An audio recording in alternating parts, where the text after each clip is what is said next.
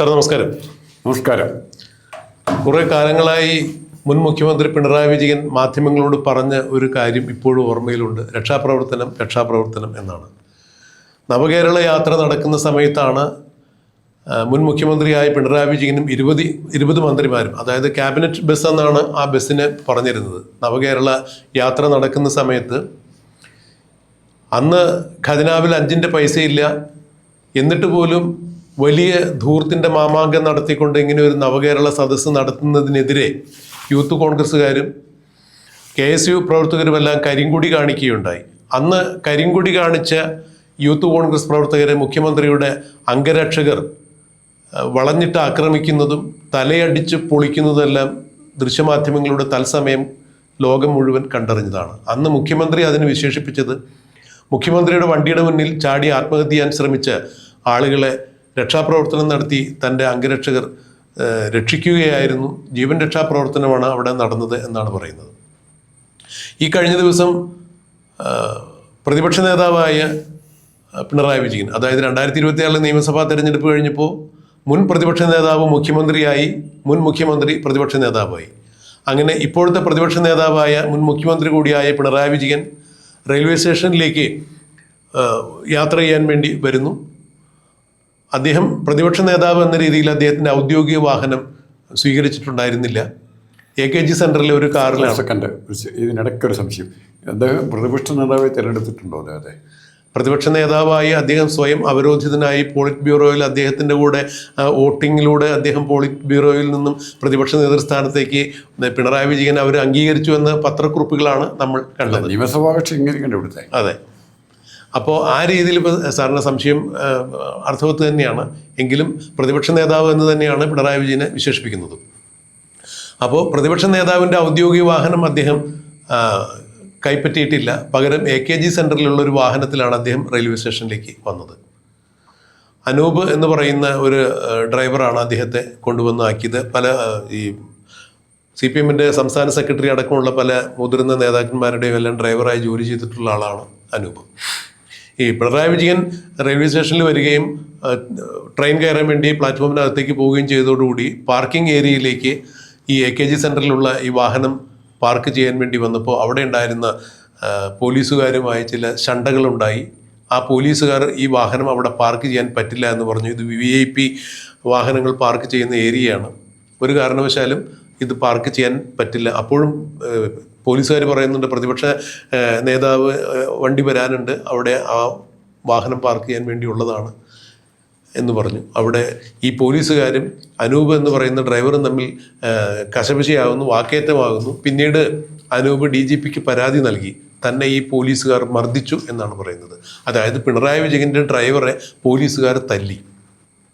നവകേരള യാത്ര നടക്കുന്ന സമയത്ത് KSU പ്രവർത്തകരെയും യൂത്ത് കോൺഗ്രസ് പ്രവർത്തകരെയും പിണറായി വിജയൻ്റെ മുഖ്യമന്ത്രിയായിരുന്ന പിണറായി വിജയൻ്റെ അംഗരക്ഷകർ മുളവടി കൊണ്ടും ചെടിച്ചട്ടി കൊണ്ടും എല്ലാം തല്ലിച്ചതയ്ക്കുന്ന കാഴ്ച നമ്മൾ കണ്ടപ്പോൾ മുഖ്യമന്ത്രി പറഞ്ഞു അതെല്ലാം വെറുതെയാണ്, ഞാൻ ആ വണ്ടിയുടെ മുൻപിലുണ്ടായിരുന്നു, രക്ഷാപ്രവർത്തനമാണ്. എന്നാൽ ഇന്നിപ്പോൾ മുഖ്യമന്ത്രി സഞ്ചരിച്ച കാറിൻ്റെ ഡ്രൈവറെ തന്നെ, മുഖ്യമന്ത്രിയുടെ പ്രതിപക്ഷ നേതാവ് സഞ്ചരിച്ച കാറിൻ്റെ ഡ്രൈവറെ തന്നെ പോലീസുകാർ തല്ലി എന്ന പരാതി വരുമ്പോൾ ഇത് കാലത്തിൻ്റെ ഒരു കാവ്യനീതിയായി കരുതാൻ കണക്കാക്കുമ്പോൾ കൊടുത്താൽ കൊല്ലത്തും കിട്ടും എന്നൊരു പഴമൊഴി ഇവിടെ ഓർമ്മ വരുന്നു. എന്താണ് രാജ്മോഹൻ സാറിൻ്റെ അഭിപ്രായം?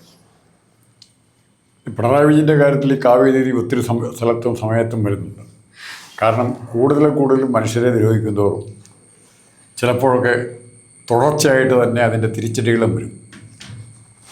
ഇവിടെ സംഭവിച്ചത് നവകേരള യാത്രയുടെ ഭാഗമായിട്ട് നടത്തിയ തേരോട്ടം എന്നൊക്കെ വേണം പറയാം. ജംഗിസ് ഖാൻ്റെയും തൈമൂറിൻ്റെ ഒക്കെ തേരോട്ടം പോലെ കുതിരപ്പുറത്തും കഴുതപ്പുറത്തും ഒക്കെ നടത്തി തേരോട്ടം പോലെ പിണറായി വിജയൻ തേരോട്ടം നടത്തി നോക്കുകയായിരുന്നു.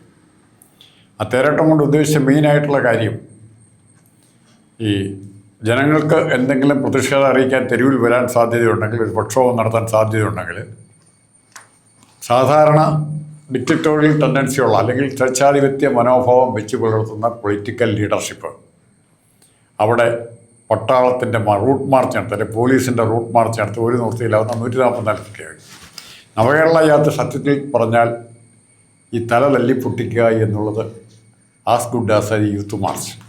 ആരെങ്കിലും എൻ്റെ അധികാര ചിഹ്നങ്ങൾക്ക്, അധികാര ശക്തികൾക്ക് എതിരായി വന്നാൽ അല്ലെ ഇടതുപക്ഷ ഗവൺമെൻറ് എന്നല്ല പറയുന്നത്, പിണറായി ഗവൺമെൻറ്റിനെതിരായി വന്നാൽ അവരുടെ അവസ്ഥ ഒട്ടും നന്നായിരിക്കില്ല എന്നുള്ള ഒരു മുന്നറിയിപ്പ് കൂടിയായിരുന്നത്.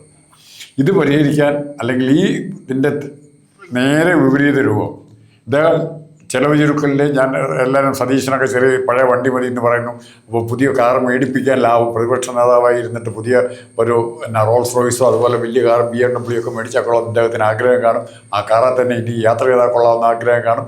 പക്ഷേ ഇപ്പോഴത്തെ UDF മന്ത്രിമാർ ഇങ്ങനെ ഒരു തീരുമാനം എടുത്തുകൊണ്ട് പഴയ കാറൊക്കെ തന്നെ മതി എന്നൊരു അല്ല സാർ, ഇടപെട്ട് സംസാരിക്കുകയാണെന്ന് ധരിക്കരുത്. ഇപ്പോഴത്തെ പുതിയ മുഖ്യമന്ത്രി പോലും 3 വാഹനങ്ങൾ മാത്രമേ അദ്ദേഹത്തിനൊരു എസ്കോർട്ട്, ഒരു പൈലറ്റ്, അങ്ങനെ 3 വാഹനങ്ങൾ മാത്രം അദ്ദേഹത്തിൻ്റെ വാഹന വ്യൂഹത്തിലുള്ളൂ.